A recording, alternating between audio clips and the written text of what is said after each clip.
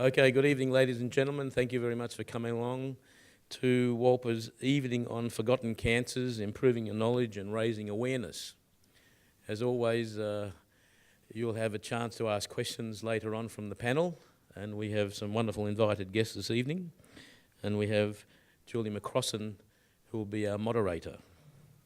This evening we'll be meeting Professor David Goldstein, Dr. Phoebe Phillips, and Mr. Richard Vines, who will each have some important things to say in raising awareness and answering some of your questions, perhaps ones you didn't think of.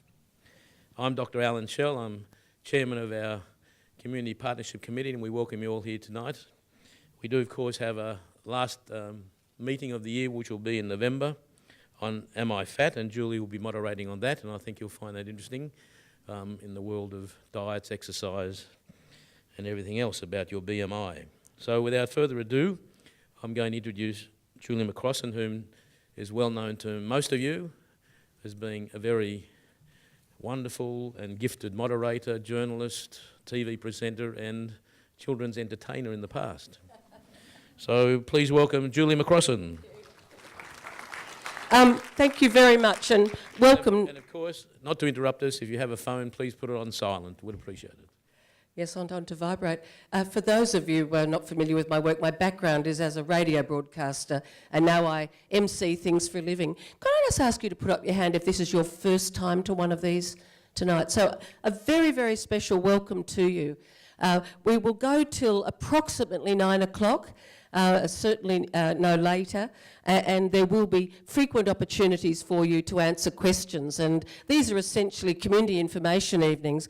I'd like to invite to take any seat they like Professor David Goldstein, Dr. Phoebe Phillips and Richard Vines, and I'll give them a proper introduction as I bring them into the conversation, but would you make them welcome by clapping?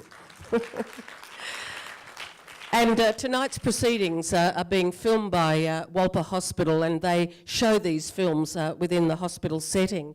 Our aim tonight is to talk about rare, forgotten or neglected cancers. What are they?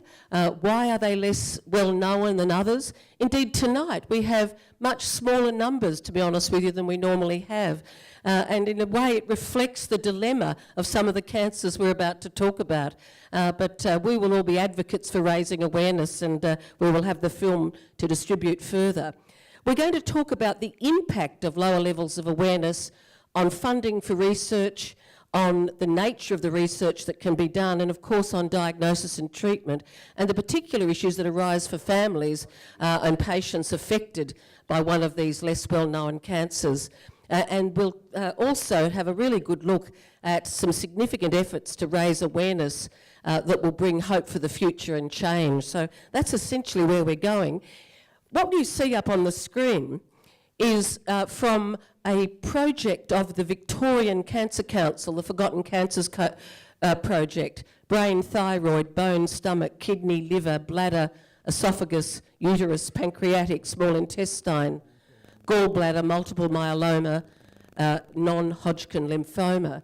And I'd like to, if I may, come to Richard Vines first. Richard, if you could take the mic, you've got a microphone there. Richard is the co-founder with his wife Kate, who's also with us this evening, of an organisation called Rare Cancers Australia, and that was established in 2012. And he's also a co-chair of the Cancer Drugs Alliance. So would you make him welcome with another clap?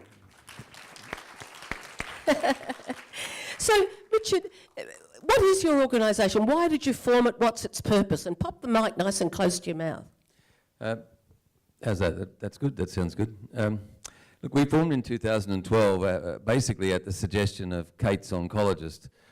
Despite the fact that she looks a picture of health tonight, she's a 25-year survivor of thyroid cancer, and if you put her through an MRI, she lights it up like a Christmas tree, but essentially has managed to call a truce with her cancers, and her oncologist made the point that that basically there was no support, no advocacy for rare cancer patients of any significance, and he thought it would be a really good idea if somebody did something about that, and he elected us. So we thought about it for a year, and then we established it. We didn't have any expectation of it being as bad as it is. but the absence of treatment, the absence of research, and the challenges in actually putting together research projects and getting treatment funded through the PBS are really significant. Can you just look at that list? Because for people thinking about this for the first time, do you consider them rare cancers? How do you define, I'm just going to jump in front of the camera for a moment, how do you define a rare cancer? And can you give me what you see as classic examples of rare cancers that suffer from the dilemmas you're going to discuss with us? Yeah, look, we would classify almost all of those as, we talk about rare and less common cancers, and a lot of those would fit in our category of less common, which is an incidence of 6 to 12 per 100,000 population per annum. Now, rare cancers, the easiest way I find to describe it, to start at the top of your head, and so you come down with cancer of the eye, nose, tongue, throat, in general, any oral cancer is pretty much always rare, and you sort of move down into the things like sarcomas of the heart, and you sort of work your way down the body. Any location in the body that you can't necessarily think of as a cancer has probably got one there, and it's probably rare. We classify about 200 rare cancers, which can have anything as small as 20 to 30 patients a year in Australia diagnosed. And you essentially set out to advocate for patients and families, and that includes research funding? Yeah, research and treatment, and I'll give you a quick example of treatment. Right now there's been a lot of publicity around immunotherapies being brought on, particularly around melanoma treatment, and you can have a situation, and I'll use a very specific example, where you could have two twins, one diagnosed with a melanoma, one diagnosed with a rare cancer. They could both go and see Professor Goldstein. He could decide to prescribe the same immunotherapy for both twin brothers, and one, the melanoma patient, would pay $39 a treatment, and the one with the rare cancer would be paying $10,000. And nobody I've met yet can tell me that sounds fair. And why does that happen? Basically, it's the challenge. There are a whole bunch of things that go on, but the fundamental one is that if you only have 20 to 30 patients a year, and the government through the PBS is demanding clinical trials of hundreds, if not thousands of patients, then it's by definition impossible to deliver. So you have a system where one of David's colleagues referred to it as systematic neglect, not systemic but systematic. It actually is structured in a way that treatment of rare cancer patients cannot be equitable. If I could just quickly translate this into a human story, I am seeing like this in many areas, including some work for Ovarian Cancer Australia, and I've sat at a table with a group of women who've all had an ovarian cancer diagnosis in the break, as it were, having lunch, and they were discussing whether one of them should mortgage the house to pay multiple thousands of dollars for a course of treatment, or whether, because sadly the mortality rate is so frequent for ovarian cancer, would she rather save that money for her children's inheritance? And it's a very, very sobering thing to watch women making discussions like that. So that's an illustration of the impact on the individual patient. Yeah, and if we think about it as a community issue, then you have people who have worked all their lives, contributed to society, contributed identically to those who are diagnosed with a rare disease, and yet when they finally hit the point where they're diagnosed, we as a community don't make provision, and we don't help. I was saying to Julie before, how does a white male or female middle-aged in Australia wake up in a minority? And the answer is you get in a discriminated minority, and the answer is you wake up diagnosed with a rare cancer in this country. Can you tell us about clinical trials and the implications for clinical trials and your approach with basket trials? Yeah, look, it's really more, this is to some extent much more David's topic than mine, and it would be much more sensible for him to comment, but I'll give it a run. Essentially the problem is, if you have a treatment that will apply, that attacks a genetic driver of cancer, so that there are certain genetic drivers that appear in multiple cancer locations, and there's a a body of much, of great wisdom that talks about that we shouldn't be defining cancers like that. We should be defining them to some extent by their genetic mutation. And so you can put together a trial of multiple cancer types that are all driven by the same cause, and that allows rare cancers to accumulate the numbers to be tested and to produce reasonable scientific evidence. Could you give us an example? Yeah, look, there's a number of people around who have, and again I should be throwing to David on this, called ALK positive. It's a genetic mutation, ALK positive non-small cell lung cancer. But you can also have ALK positive anaplastic large cell lymphoma. And there is, we helped a patient raise money. She was a 28-year-old girl with this lymphoma, and her hematologist wanted to put her on a drug called crizotinib, which was not funded through the PBS. And she went from her hematologist being seriously concerned for her ability to get through the next week to being basically no evidence of disease after a month of treatment. And she has, as far as we know, stayed that way for the last couple of years.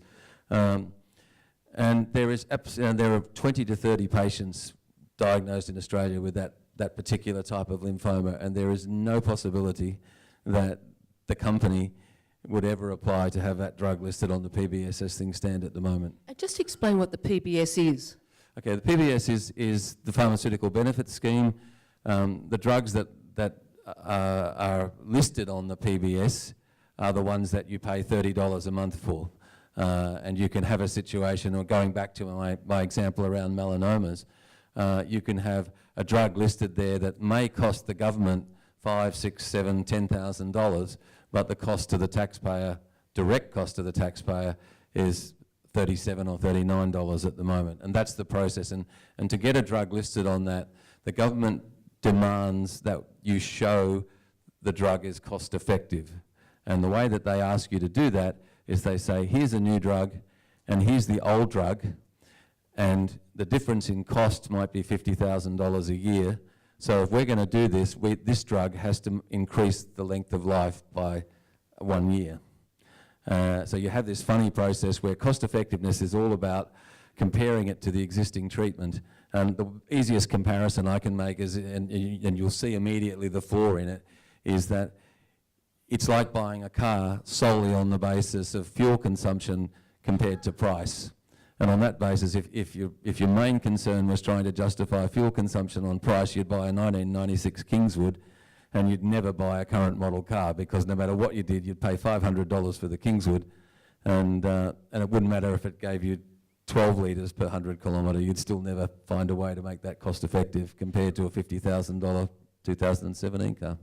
And of course, if the Minister for Health was here, she would probably say the Pharmaceutical Benefits Scheme is a group buying program for our society. We have an ageing population, and we have only a certain amount of tax funds, and therefore we can only authorise a very significant government subsidy for medications if there's evidence to back their effectiveness to a certain level, or otherwise the tax base requirements of our population are too extreme. So what do you say? You must hear that from them, so what do you say next? Well, yes, and Scott Morrison said during the election, I was outraged to hear him refer to the health money pit.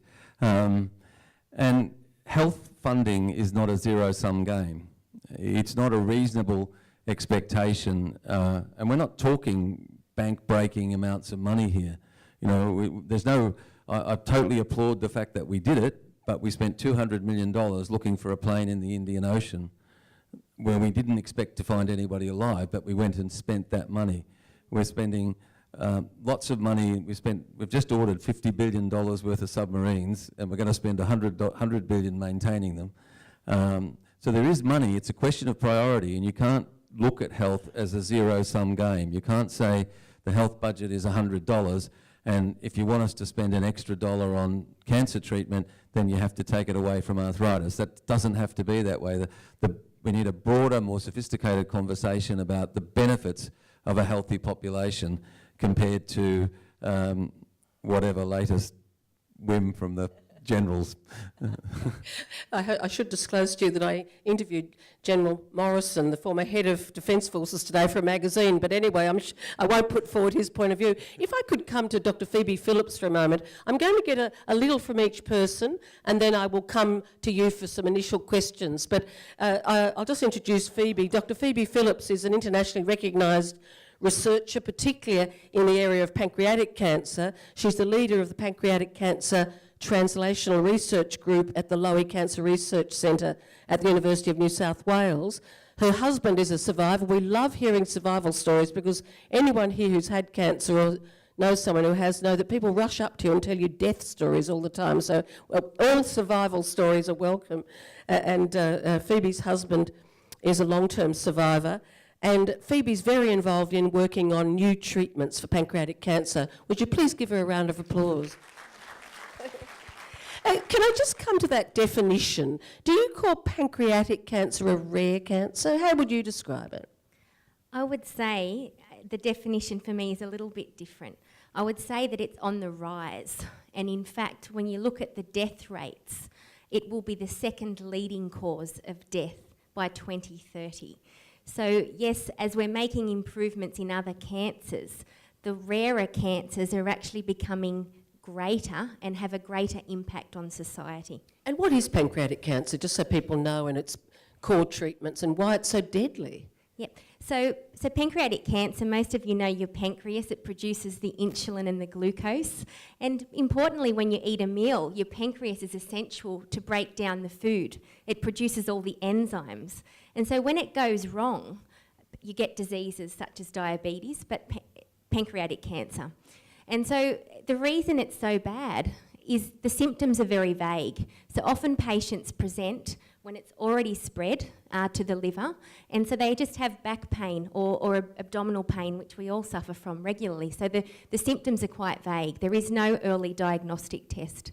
And our research is really focused on why don't these patients respond to chemotherapy. What we know is that the best drug we currently have only increases survival by about 16 weeks.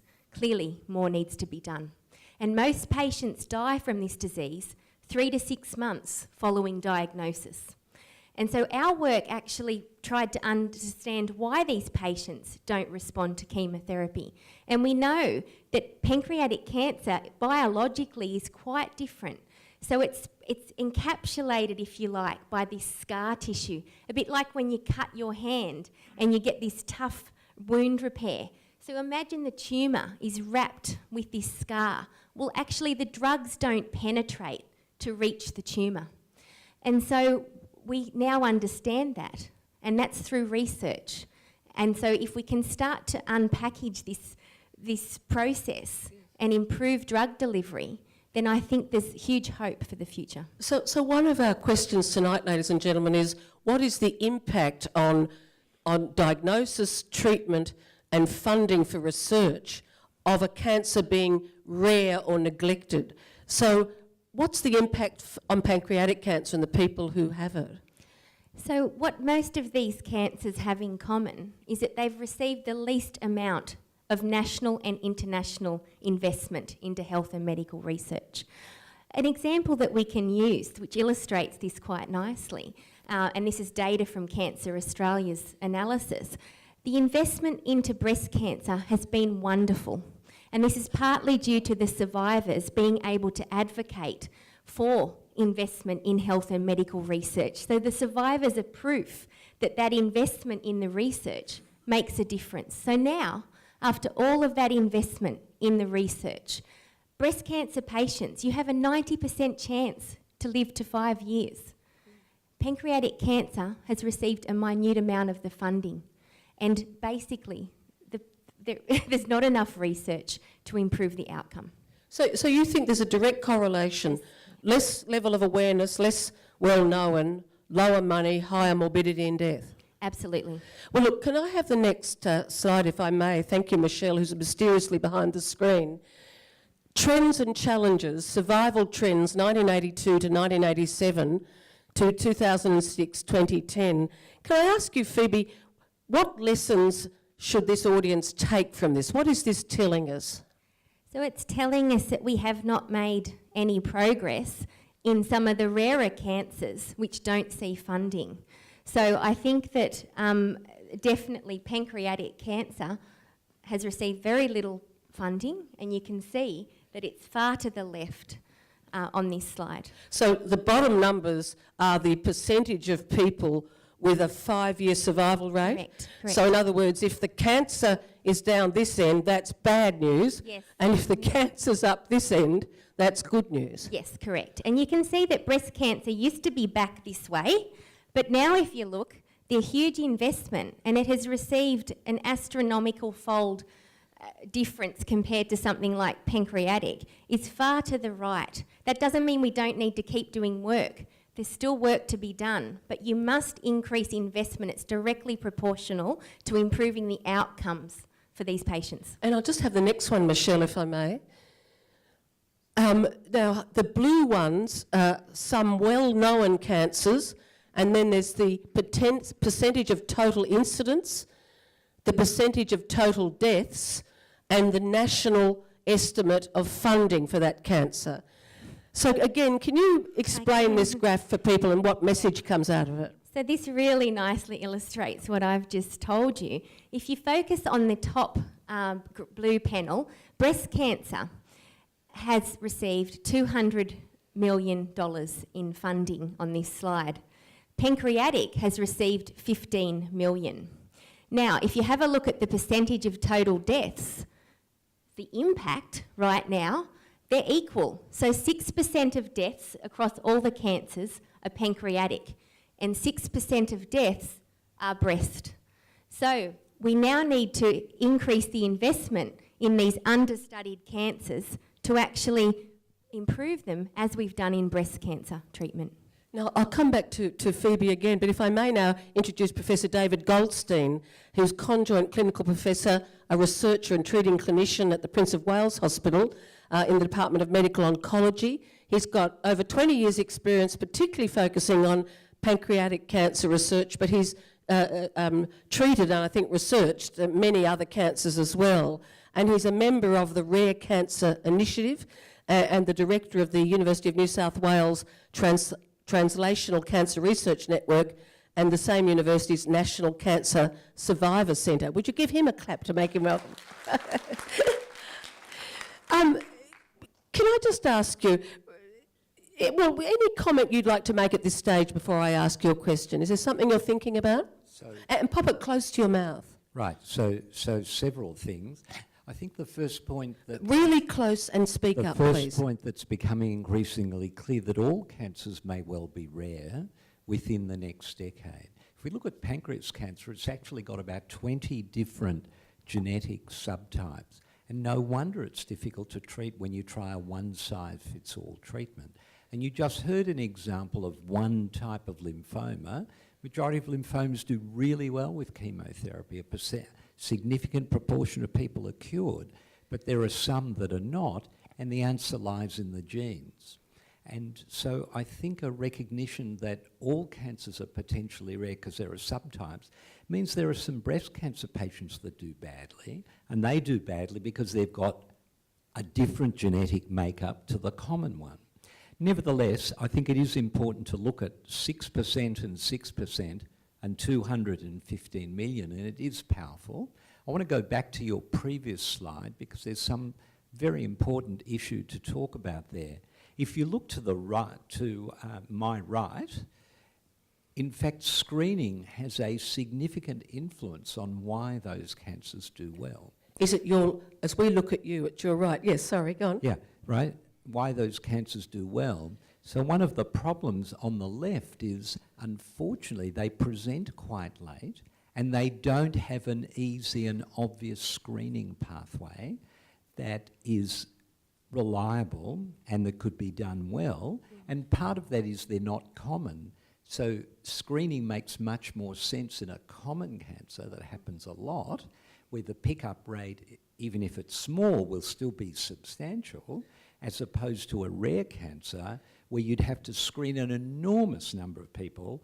It'd cost a lot more than the submarines to do it, and yet the number you'd pick up would be small. And so it's about cost effectiveness with screening. It's about screening not being cost effective and anatomy, and there not being an obvious screening place to go. There are some clever new ideas coming in screening for pancreas cancer using the endoscope and picking up DNA washings, and that may well end up being cost effective. So the future is in the research that identifies the cost effective screening as well as the interesting treatments. And that's partly where the future will lie for moving from the left to the right. And one more thing about that diagram that I want to emphasise, look at the yellow, lung cancer. That's not a rare cancer. No. It's a neglected, forgotten cancer. And why? Well, that's actually a really important issue, and it's a global issue. And the global issue is that when there's a cancer where not a lot of people are cured, it's very hard to find an activist, awareness, consciousness-raising advocacy group to develop. It might come from the relatives, the carers, as you'll hear a bit later on tonight, but that's nevertheless nowhere nearly as powerful as doing, a Four Corners or an Australia story on someone with breast cancer who's done really well. And that's not to negate breast cancer. One of the top 3 cancers in the country should spend money on it, should screen, should solve the problem. But it's part of the reason why the rare cancers and the forgotten cancers, because they're not doing well, it's a self-perpetuating problem that we need to overcome. So you're focusing there in particularly low survival rate, therefore low numbers of patients to unite with their families and become advocates. Let me ask you this though with lung cancer. I think there's a popular perception that it is almost exclusively associated with tobacco. My understanding is that's not true, that there's many people who get it who don't smoke, but there's a perception, and that to some degree, along with that, this is a question, is a perception, well, they deserve it. If they didn't smoke, they wouldn't have it. That makes people less willing to give, and possibly even key decision makers who you would hope to be influenced by evidence are still influenced by prejudicial attitudes to the people with it.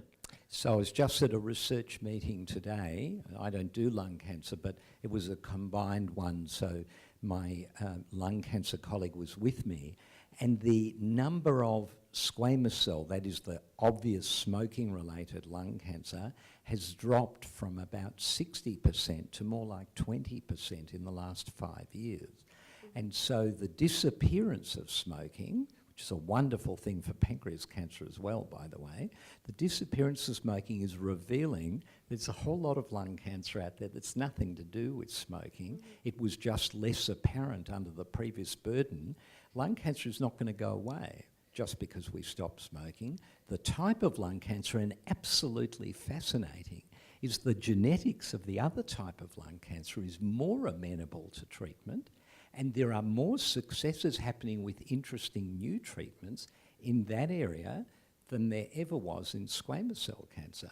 So it even is suggesting we should double our efforts to get involved in the research of lung cancer, because there's a window of opportunity starting to appear, and we might be able to do a lot in the non-prevention treatment area as we look at that cancer more carefully. And just before I come to the audience, Professor Goldstein, if you had to name 2 or 3 other neglected cancers, whether they're rare or not, which would you highlight? So this is an ad for my friends from the Australian Gastrointestinal Trials Group, and I can't help it, but I am part of that group. So we would argue that there's a whole aggregate of cancers in the gastrointestinal. Everybody focuses on bowel cancer. Bowel cancer can be screened for. A lot of bowel cancer is picked up early and treated well. In fact, interestingly, my practice. So I get involved in trials where you look at people at high risk and look at prevention, adjuvant treatment. And I've had trouble recruiting to those trials in the last 5 years. And I've scratched my head a bit and spoken to my colleagues, and they're all starting to see the same thing. It's because the screening and the prevention and the early recognition has started to really bite. Yeah. But stomach, gallbladder, esophagus, pancreas, biliary cancer and liver cancer combined are a very serious cause of problems in our community and of death, but are very underfunded, under-recognised and late presenters. I was really struck today. I had 2 patients today. A 45-year-old patient with a gallbladder cancer. Gallbladder cancer happens in 70-year-olds, not 45-year-olds normally, but it does happen in a wide age range. And I was having to discuss with him treatments about prolonging life, but certainly not about cure. And then I had a 40-year-old who just had surgery and is at high risk of it coming back with a neuroendocrine tumour. What does that mean? So that is a rare hormone-producing tumour of the gut. So the gut has the cells for absorption of water, nutrients. It has foundation cells to keep it together, and it has hormone cells that produce gastrointestinal hormones for digestion. They're uncommon, they're a small part of the totality, but they can become cancerous as well. Right. And so there's a whole raft of types of cancer that broadly is called neuroendocrine cancers, and they can have a very long gestation of time and development. And so this is another area neglected, but there's a 40-year-old man, recently married, thinking about his children. And why is it neglected? For the same reason, to find enough people to understand cause, effect, and best treatment. I think Richard was telling you before about these basket trials. So one of the big problems is, how are you going to get 200 per arm, 400 people with a rare cancer, so you can say, is drug A better than drug B? Not even compared to current best standard, because there isn't one, just looking for new drugs. Almost impossible, even on a multinational, international study. Right. But if you can think through the research, the genetics, and say, logically, if you have this lock, I've got a key to put inside that lock and turn it around, right? And then you can say, okay, but that might not be true, because it might actually not be an important lock. In most cancers, there's 500 locks, and 490 of them are irrelevant, and 10 locks actually unlock the door.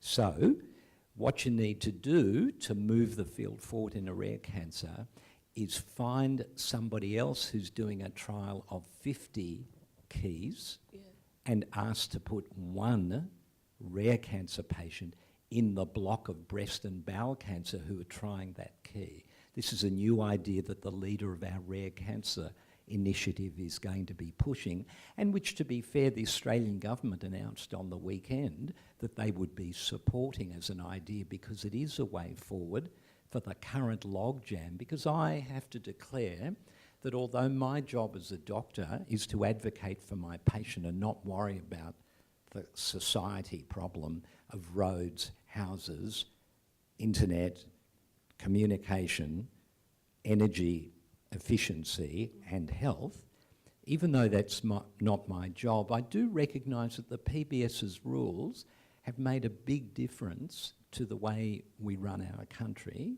and it is a reasonable thing to set a certain barrier. And I don't have a problem with setting a bar that it has to look good, right? There has to be a reasonable, meaningful difference between what the new expensive drug offers and the old drug. I don't have a problem with that.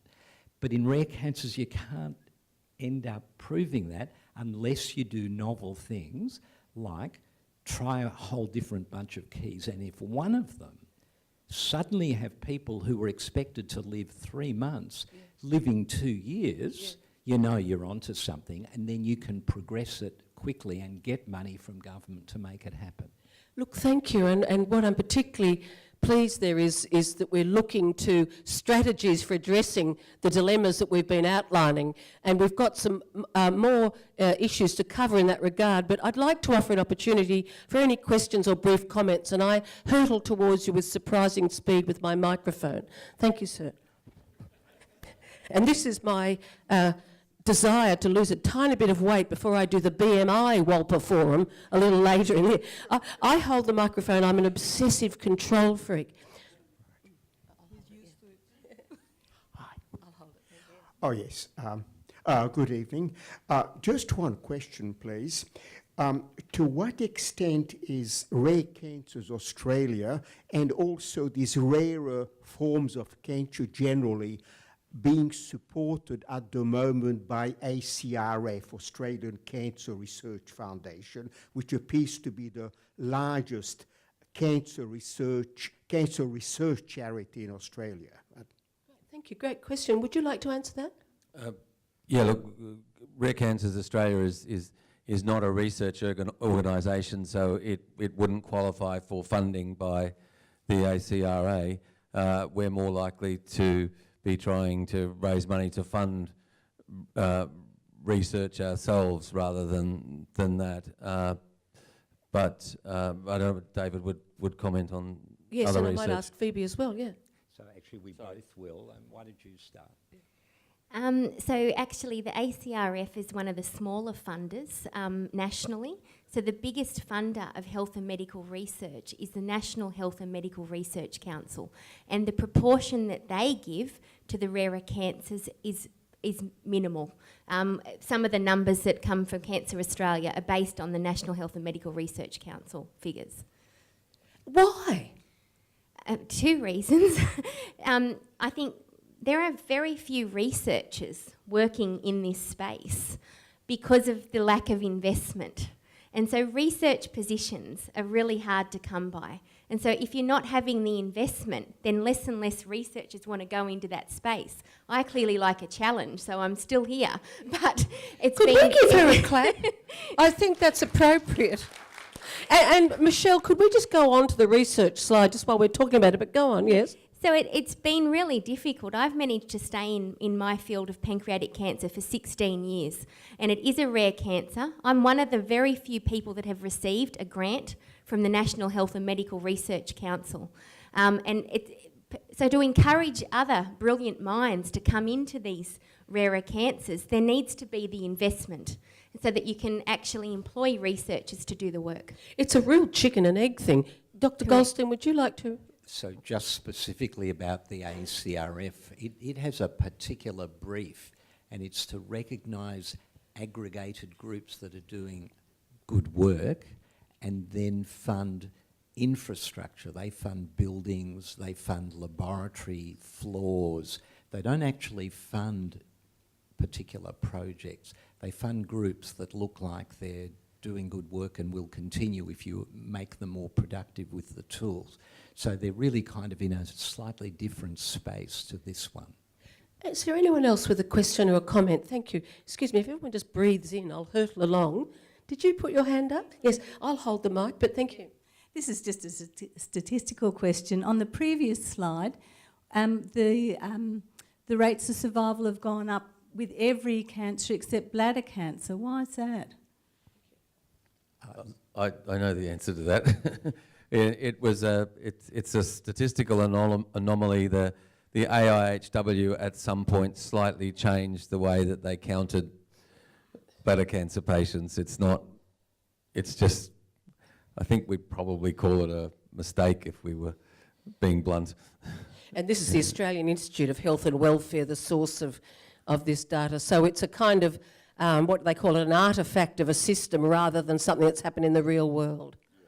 Yeah. Okay, thank you. For a round of applause for that question. That was fantastic. I'll just come up to this gentleman and then I'll come down here. Just following on from that, if we go to the next slide and you look at the funding for bladder cancer, it's 0. Is that relevant? So someone explain that, please. So that's really, unfortunately, probably pretty close to the truth. Unlike In fact, in some ways, the death rate from bladder cancer is falling because of screening and some Just speak a other things. little bit louder Yeah. for us. So death rate may actually be falling, although after it comes back, it's a very difficult cancer to treat. So it's really bladder has got to be the best example of everything we're talking about, or an example of everything we're talking. It's a rare cancer. It's neglected. People who do badly, unfortunately, tend to succumb quickly, and as a result, it doesn't get the attention, it doesn't get the funding, and it's the same self-perpetuating problem, rare problem, less money devoted to it, less researchers interested in going into it, and it's a self-fulfilling prophecy. However, you may have noticed in the Good Weekend 3 weeks ago that in fact it turns out that this exciting new area of immunotherapies, for reasons we have no idea about yet, but will attract some bright scientists in because they'll see that this looks interesting, immunotherapies have a role to play, not in everybody, but in a percentage that might be a bit higher than you'd expect. In bladder cancer specifically? Yes. Yes. And just, I know this is a hard one, but in a nutshell, what is immunotherapy and why is everybody so excited? Okay, so immunotherapy's been with us since 1900. It was originally called Coley's toxins, and it was some bacterial wall toxins isolated by a surgeon in the US and injected into cancer patients, caused really high fevers, but he noticed a few of their tumours went away. So it's really quite an old area. It waxes and wanes because we do know that the immune system, when harnessed effectively, can actually impact on the growth and the way that cancers develop and propagate. We know that certain cancers are what we call immunogenic. They send out a signal that says, I look foreign. And the moment you look foreign, just like a virus and a bacteria, the body has the ability to do something about foreignness. The problem is that most of our cancers do not look foreign and have developed really smart ways to camouflage themselves from the immune system. And that's why many immune therapies, I was very heavily involved when I was in the US with a particular therapy that was going to change the world. Front page of Time magazine, all of that stuff. And 10 years later, people were wondering if they should employ me because I'd worked in that field. But the really exciting thing for those like me who've done this before is that the understanding, in the same way the genetic understanding and the understanding of how the environment affects cancer has changed, the understanding of how tumours camouflage themselves has been uncovered. In fact, I heard a talk from a famous scientist who's now been recognised as a key contributor, and he spent 20 years people not believing any of the stuff he was doing, and he was hidden away in a corner in this university. But he gradually unpicked this process of camouflaging, and that led to the discovery of therapeutics to break down the process of camouflage. And that's really why immunotherapy is very exciting today. But I need to add a cautionary note. And the cautionary note is, at the end of the day, it has to be a cancer that is sensitive to immune attack. And more importantly, it's not even a cancer, but it's a proportion of cancers. So it is not going to be the universal panacea. The standard treatments of surgery, radiation and chemotherapy are not going to go away, but there is a degree of optimism that the fourth arm of cancer therapy, immunotherapy, may be in the process of blossoming again. Now, ladies and gentlemen, I put it to you, that was a very clear explanation of something reasonably complex. I think I've asked you to clap a little too often. I'm going to ask you to stamp your feet in recognition of his work. If you could just do that. You can hear that gentle padding because we're in a carpeted environment. Sorry, did you have a question? Yeah. Yes, we've all heard how Medicare's under a strain, and we're a more ageing population, and how the medical part of the budget's going up and up every year. Just wondering what sort of analysis has been done on how much cancer is actually affecting the economy, and what sort of return on investment we'd expect if the survival rates of patients were to increase. Thank you very much. I will come back to you in a moment. Who would like to answer that question? I'll have a go first.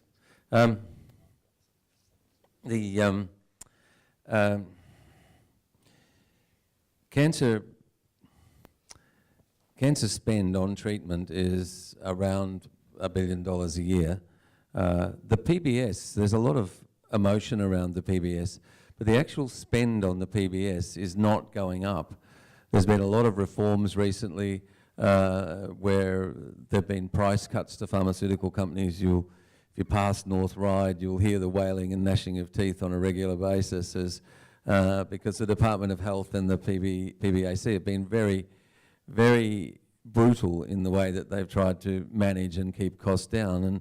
And whilst we hear a lot about it and we hear a lot about responsibility and can we afford this, the reality around drug funding in this country is that cancer spend is going up, but overall PBS spend is safe and controlled.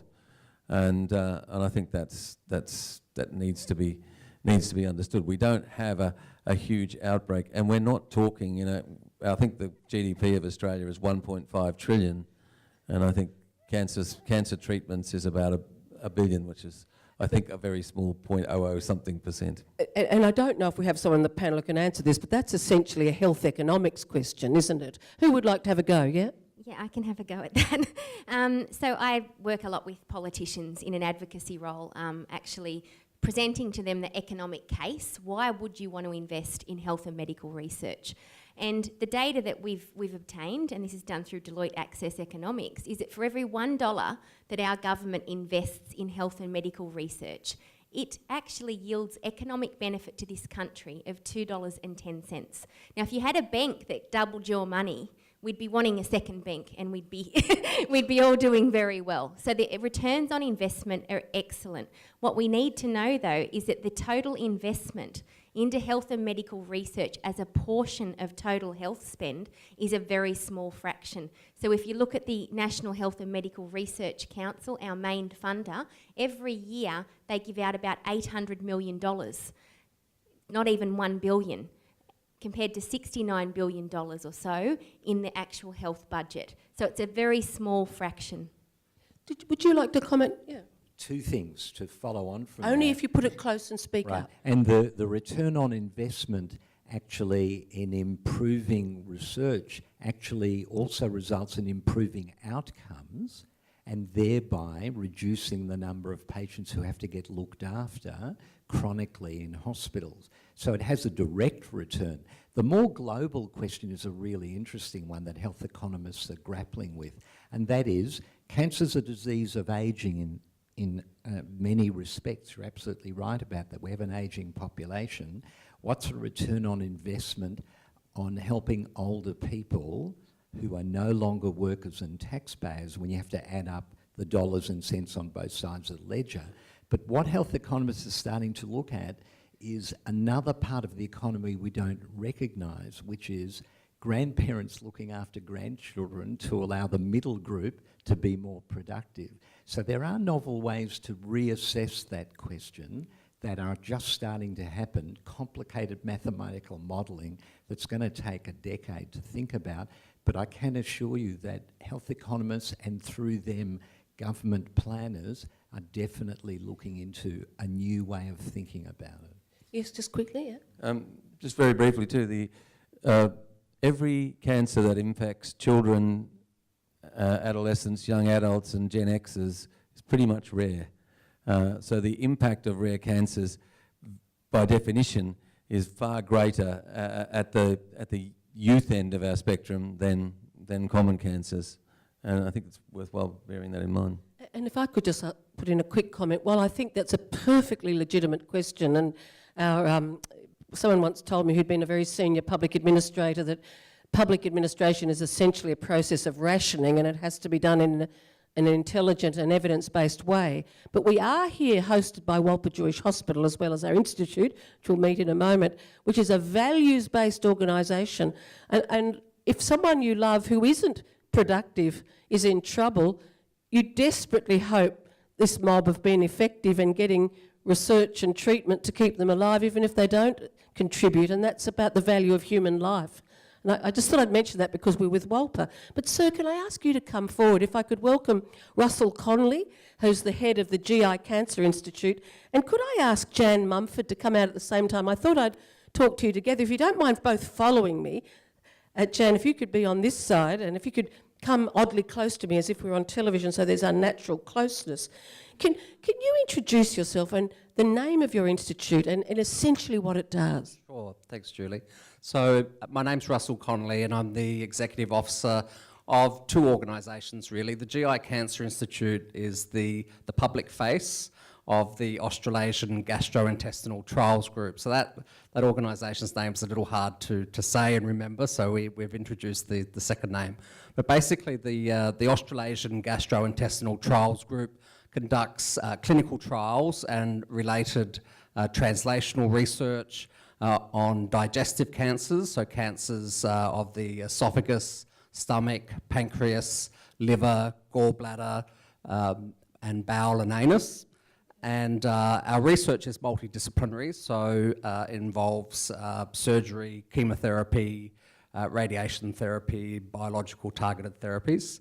And the GI Cancer Institute raises awareness of these types of cancers and also raises funds for our research. What do you see as your key achievements? Well, we've had several key achievements. The AGITG's been conducting research for 25 years, and over that time we have contributed knowledge in the treatment of gastrointestinal stromal tumour. Patients with that type of cancer now following the research that we've conducted with the European Organisation of Research and Treatment of Cancer, their outcomes are 6 to 7 years better than before we conducted our research. Okay, fantastic. And so as you look forward, what do you hope will happen in relation to the gastrointestinal tract? And I now look at him and I don't see the tie and shirt. I see all those organs laid out before me like those old Invisible Man dolls. Does anyone remember them? They're made of plastic. So I'm just looking at the moment on his gastrointestinal tract while I'm interviewing him. But if you go forward, what are your 2 or 3 dream achievements for your work?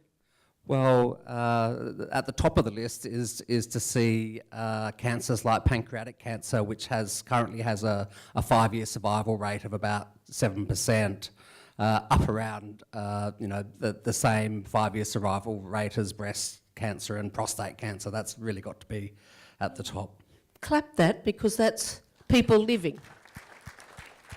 And I have someone living beside me here. Can you introduce yourself and tell us your personal story before we get to your role with the Institute? Welcome everybody and thank you for coming. My name's Jan Mumford and I had pancreatic cancer 18 years ago. So now, that requires both clapping and stamping. Okay? This is called beating the odds.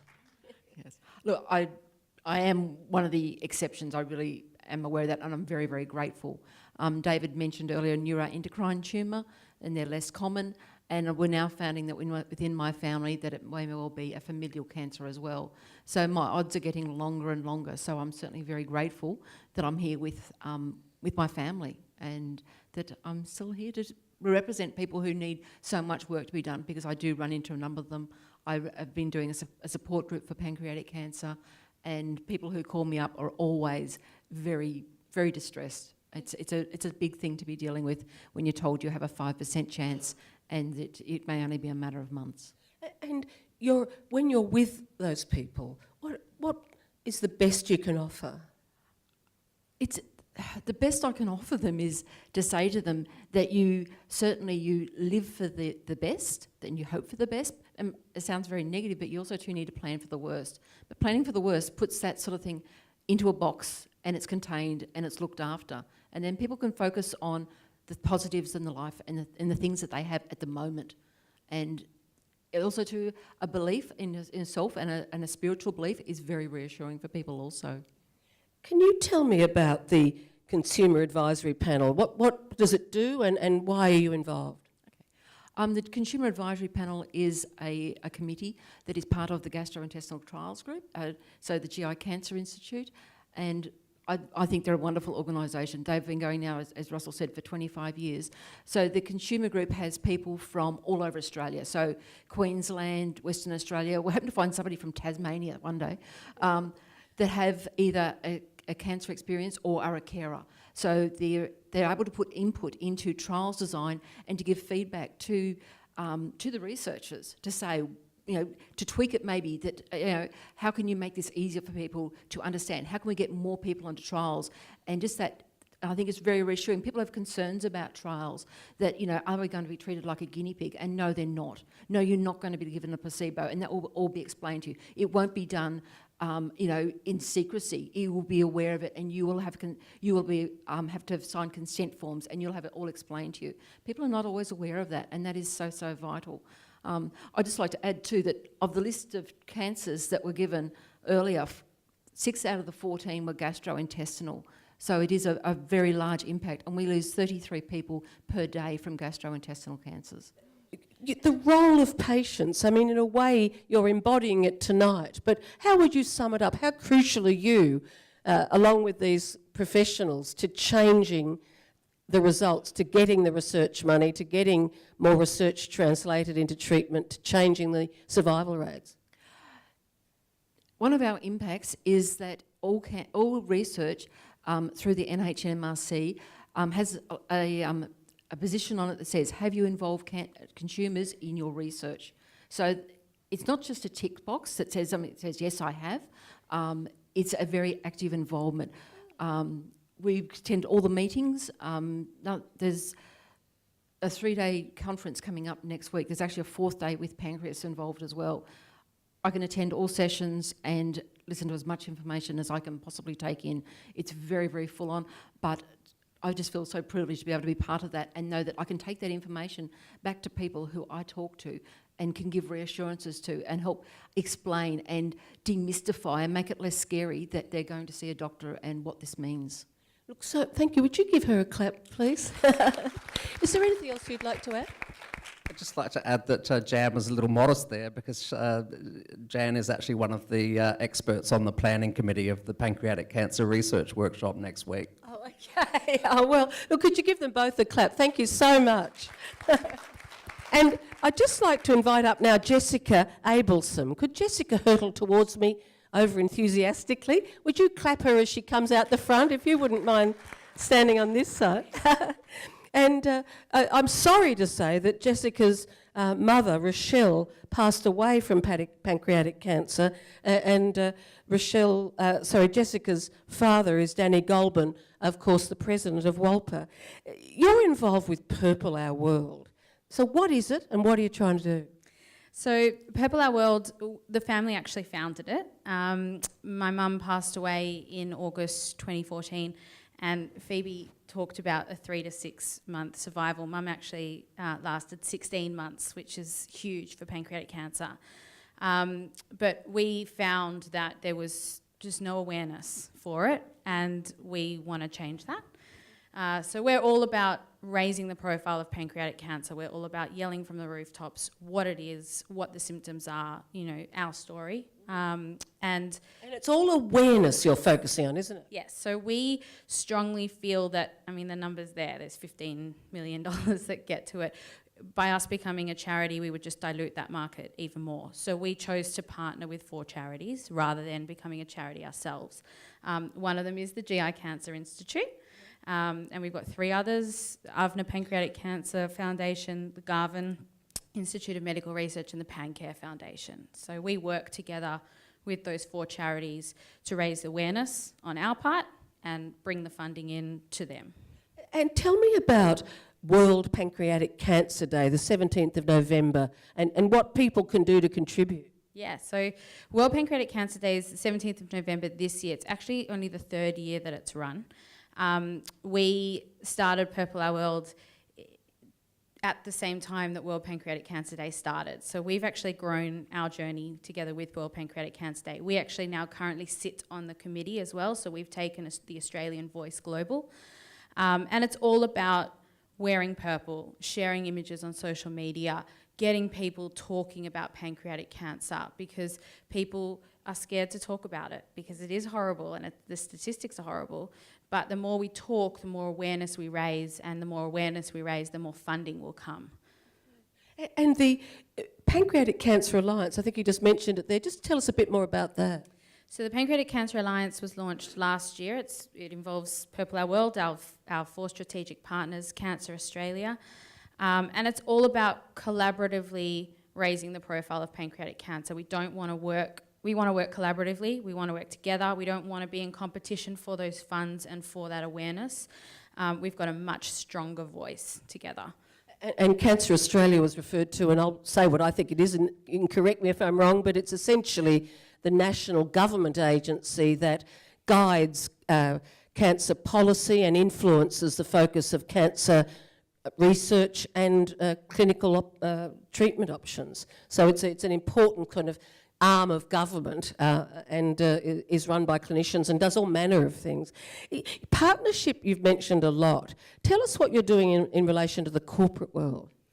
So as I said, our focus is awareness, and part of that is getting the big corporates to talk about it. So we've partnered for this year, very, very exciting, with some very big names.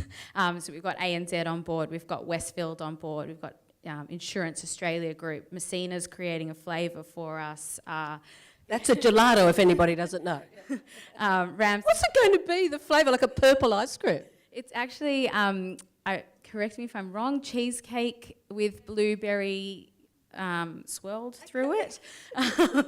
We had it last year and I thought it was delicious. Some people didn't like it. So they've created a flavour for us again this year. We've got Ramsay Healthcare doing things, Pearson's Florist doing things. So we've got some very big names that are very passionate about bringing the pancreatic cancer cause to the forefront, which is important. And for people here who'd like to be supportive, what would you say to them? I guess the main thing is just on the 17th of November, wear something purple, take a photo with all of your friends, pop it on social media, Facebook, Twitter, Instagram, use the hashtags, which is WPCD, and obviously I'm going to put a plug, Purple Our World, and just talk about it. You know, share the pictures, because we use the tagline, we don't like to compare cancers, but we use the tagline that we want purple to become the new pink. We want everyone to start talking purple. And we can only do that with everyone else's help. Thank you so much. Would you give her a warm round of applause? Would you like to comment? You've spent so much time thinking about pancreas cancer. When you hear this young woman speak, what are you thinking and feeling? You were listening intently. I can't wait, is what I'm thinking. To actually see, when I first started being interested in this, it was like, you know, David, that's good, we're glad you're sitting over there in the corner, but, you know, it's not very interesting to the rest of us. But that's really changed, and I can't wait for that change to be seen in the public, because there are some chinks of light. It's not as gloomy as it was even 5 years ago, but the amount of effort to take those chinks of light and turn them into windows and open the windows and have the light go all the way in is going to be a big effort, and only people who do the work we've just heard about are going to help people like Phoebe do that. What are you thinking, Phoebe, when you listen? Congratulations. I think the community has such strength to come through losing a family member with this devastating disease, pancreatic cancer, and actually push through and say, I'm going to make a difference. You spoke a lot about the community voice. So part of my research team, I have my community member, Gino, up in the background. He also lost his brother to pancreatic cancer. And it is part of your research. We can't do it alone. I have clinical colleagues like David. We're a partnership, and the community has to be centre of that partnership. The government, it's very difficult to advocate for your own research, because everyone's tapping the health minister on the shoulder and saying things are really bad, can you fund me? But the community can make all of the difference, so congratulations. Look, thank you. And if I could come to you, Richard, as I listen to the family, I think to myself, for someone like you from Rare Cancers Australia, there must be so many different cancers trying to get a colour and a profile. Like, give us a sense of your world. Well, yeah, there are literally hundreds, or almost 200 rare cancers, much less before we include the less common. I think what's wonderful, what these guys are doing, is that they're not trying to replicate. They're saying, we'll go out there, we'll create awareness, and we'll focus people and direct people into existing organisations, which I think is just brilliant. Isn't it? It's really strategic. Yeah, and it's obviously bringing skills that they have that a lot of, not in any way impugning Russell, but I'm guessing that he might not be the social media guru of the 21st century like me. So having someone coming in and providing that kind of awareness and drive without trying to replicate what's already there is enormous. And there would be a whole lot of cancer patients out there who would love to have that kind of support flowing in over the top, I'm sure. It's been brilliant. Other questions? There was a question at the top. A lady, did you still have a question? I'll come up to you, yes. And if there's other questions, please, ladies and gentlemen, I'll get you to raise your hands in a moment. I'll just nick up here. My leg's a bit stiff, you must apologise. A good part of it has been answered by the different things you've discussed. Coming from Britain, my husband is a doctor in Britain, coming out to Australia, and you did want at that time just British doctors. You wondered if there was a cross-fertilisation with the way they look at the funding for these things in Britain, for example, as against Australia. Thank you. International comparisons. Well, can I come to Phoebe on that? Yes, we've done a lot of analysis, and there's a big difference, and Australia is very different to some of the top performing health and medical research countries. If we look at the US and we look at the UK, the 50% of their funding is philanthropic. We don't have the same degree of philanthropic giving in Australia. We've got a long way to come. We have a very large, over 90% reliance on government funding, and the government's funding's been static. So I think that's the major difference. Any other questions? And I'm happy to come over the other side. I'll come to this gentleman here, and then I'll come over to you, sir, down on the left at the front. Thank you. I'll hold it. Good evening. With genomic sequencing now, the boundaries between all these anatomical cancers, as you've described, especially the forgotten ones, is becoming somewhat blurred. I was just wondering if there's actually some sort of synergy that can be found between the different cancer types actually pooling together to actually do, like if you saw breast cancer, pancreatic, and I saw thyroid has disappeared, there's lots of commonality in some of the subtypes of those types of cancers. Is there something we can do together? So a great question, and that's why I was saying before that perhaps all cancers are going to be rare because they're all going to have, each common cancer will be a whole subtype. What is increasingly obvious is that some cancers have a whole lot more subtypes than others, so it's not going to be as straightforward as we hoped it would be. But as Richard was saying before, many people are talking about a molecular taxonomy. So what that means is instead of the anatomy of where your cancer is, it's going to be the molecular makeup of your cancer that's important, and it may happen to be start in the breast, the bowel, or somewhere else. Unfortunately, it's probably going to be more complex than that as well, and where it grows, the soil, is actually going to have an influence on the seed.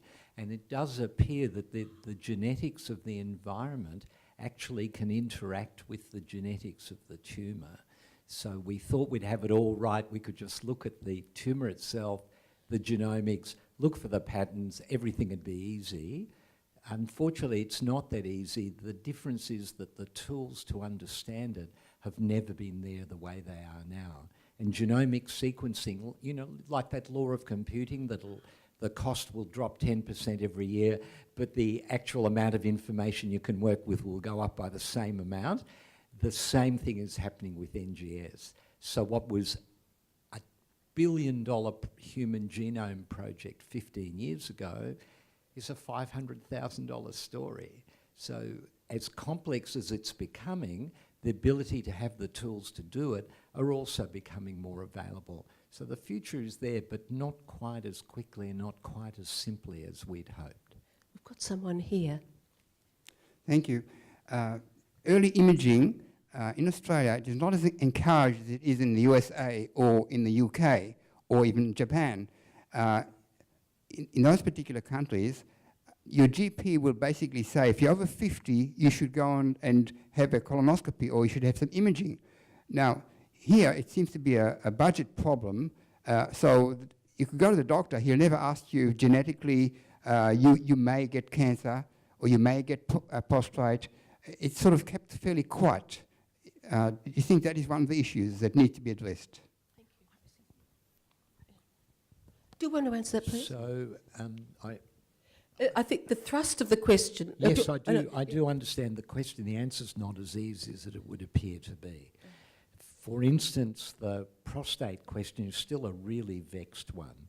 There's a huge amount of prostate screening, unauthorised, not planned by government, that happens in the US, and there's not a lot of evidence that the prostate cancers uncovered by them are ones that actually would alter survival.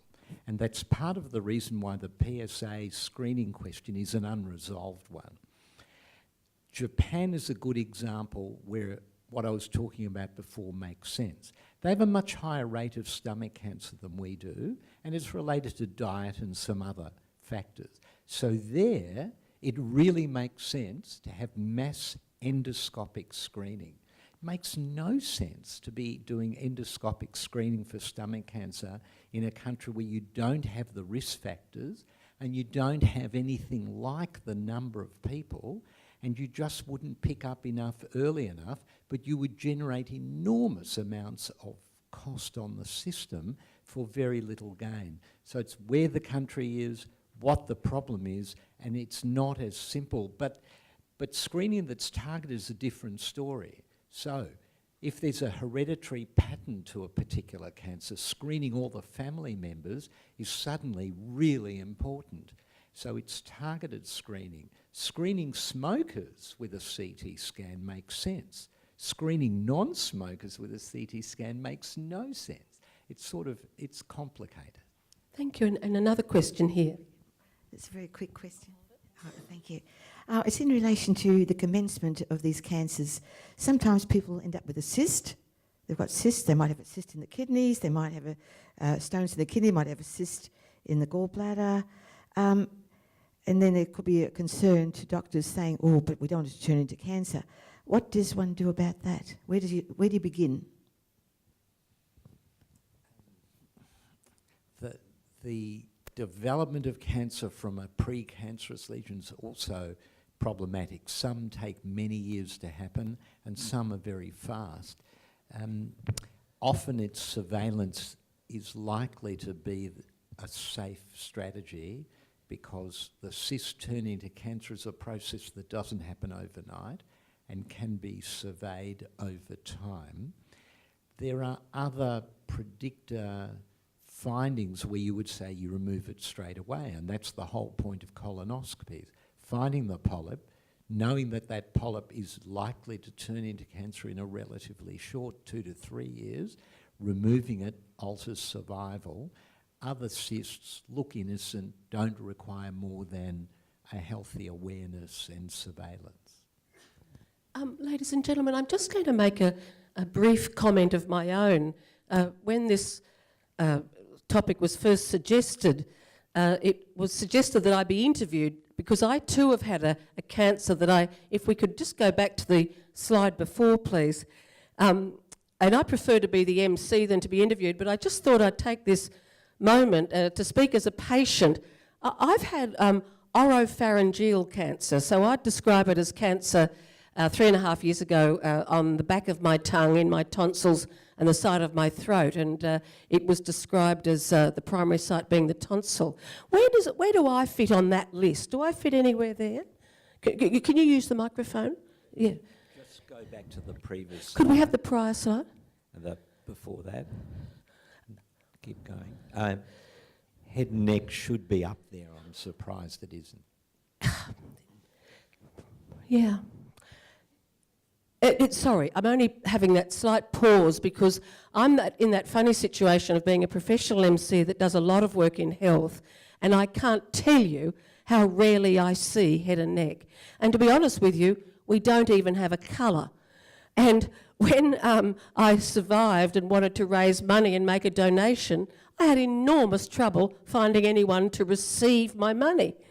Seriously, it was a very sobering experience, given I'd been hired to MC endless fundraisers and I had a lump of money and it was hard to get. So anyway, I guess what I'm trying to share with you is my own personal experience of a neglected cancer. I'll make some comments, then perhaps you could comment on what I've said. And if I could say one way in which I think very specifically that affects a head and neck cancer person like me, is that this is called an immobilisation mask. So I'm an incredibly lucky person. It's 3.5 years since I had my diagnosis and treatment, which was a month of daily radiation and weekly chemo. So I can speak and I can swallow and I'm alive. And not everybody who's had my cancer has that good fortune. Many people do require surgery that can interfere with the capacity to speak and swallow subsequently, not always.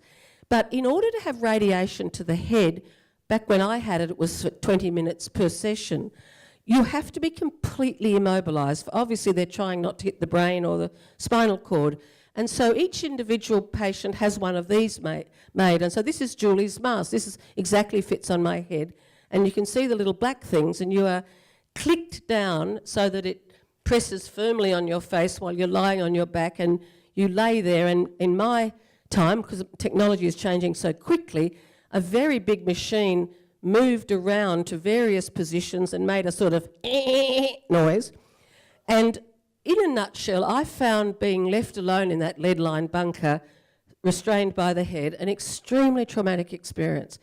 And I was asked if I was, this is not a complaint, I've united with other patients and compassionate, motivated clinicians, and there's some good news coming down the road, but I'm just explaining the context.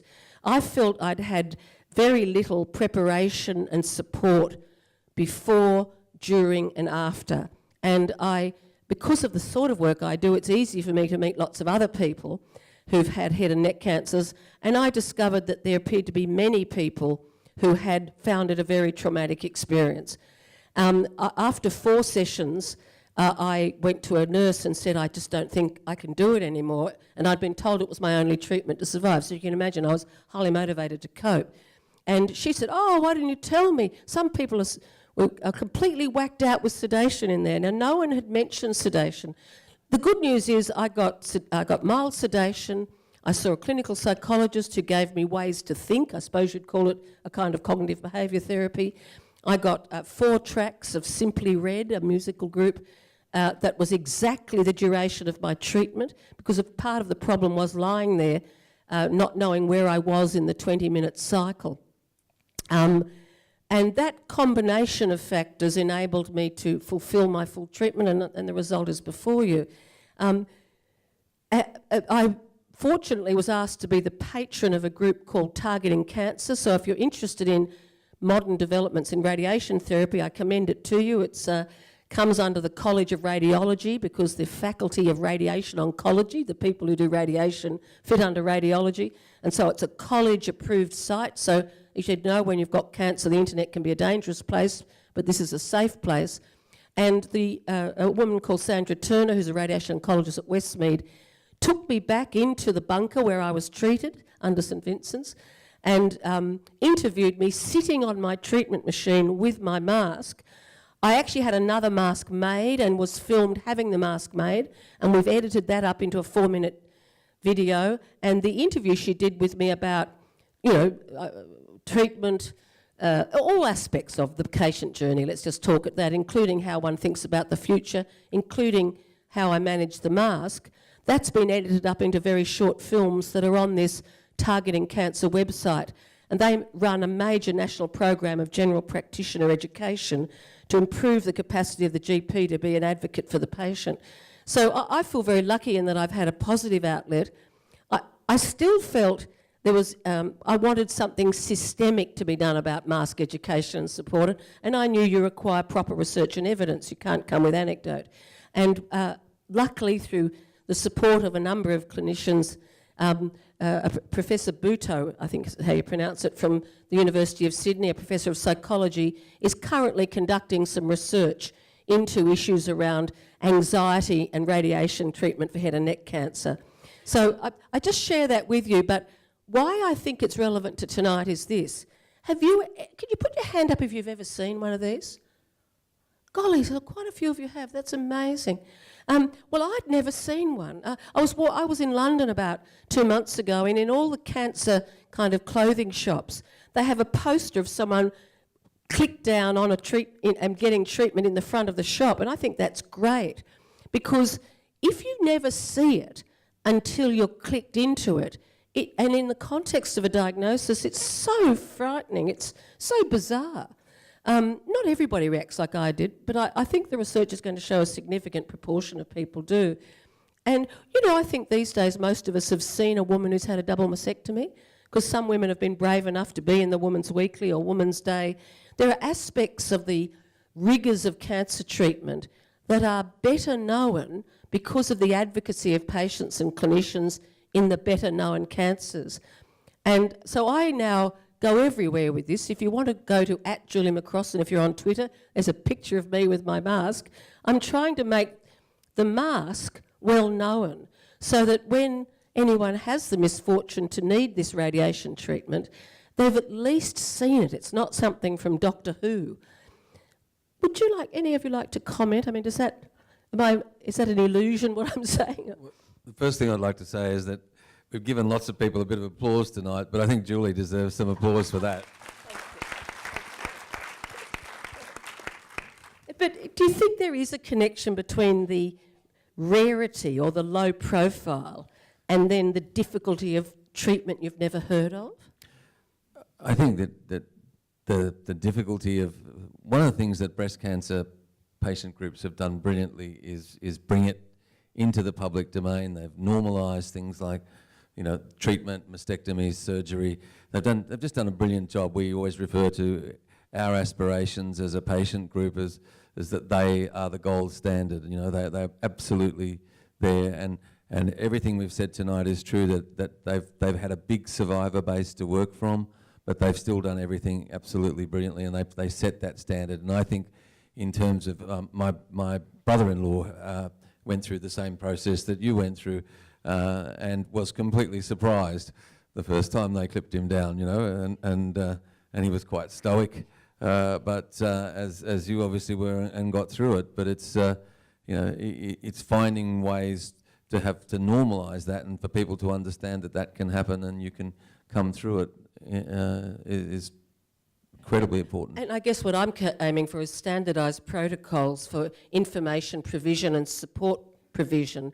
I should just quickly say the Cancer Council of New South Wales have a booklet called Understanding Head and Neck Cancer, and I've put a few up the back at the table. But why I mention it is I went back when I was well enough and looked at it. I thought, how could I have missed something as dramatic as the mask? And I found one paragraph, no heading, that referred to the use of a mask. That was it. If you go in there now, there's a paragraph on the mask with a heading, and there's a page called Julie's Story, that's my story, where I've told it in positive terms, what helped me cope with the mask, and what, encouraging people to ask for that help. So again, what I've learnt from this experience, and I want to tell you about one more thing and then I'll close down my personal segment, is patients really can make a difference, just as we're seeing with the family and patient representatives here today. When I rang the Cancer Council and talked about the mask, and I had a photograph of myself with it, so I just emailed the image. The minute they saw it, they realised they needed to do more on it.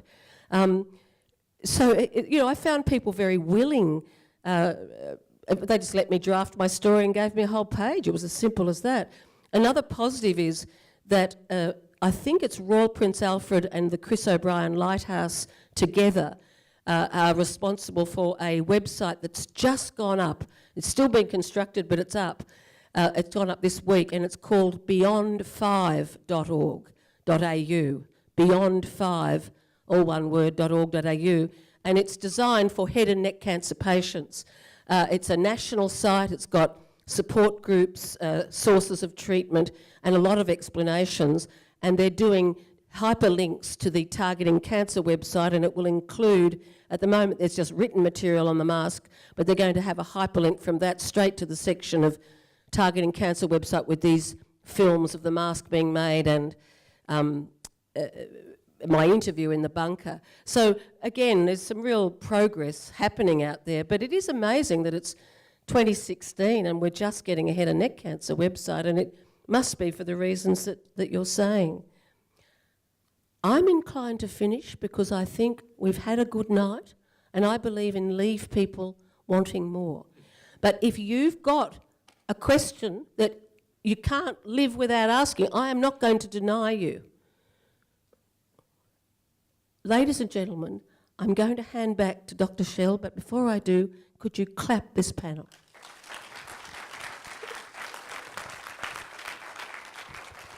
Thank you, Julie, very much, and thank you to our panel and all our representatives here who had a very wise and good words to give us. Thank you all for being here this evening and certainly being more knowledgeable and more aware, which is great, and now continue to be aware and talk about things that you didn't know before. The next talk we're going to have is on I Am Fat, Julie McCrossan. We'll talk about BMIs and others. It'll be on Wednesday the 23rd, same place, same station. I see there were a few new people here tonight, so please remember to register if you haven't done so before. We're on our Wolper registration form out the front, and we'll be happy to keep in touch. Next year we're actually just in the final stages of setting up our talks for next year. There'll be another 5 next year, so we'd like to wish you all the best for the Jewish New Year for those that celebrate it, and we'll see you in November. Thank you very much, and thank you very much.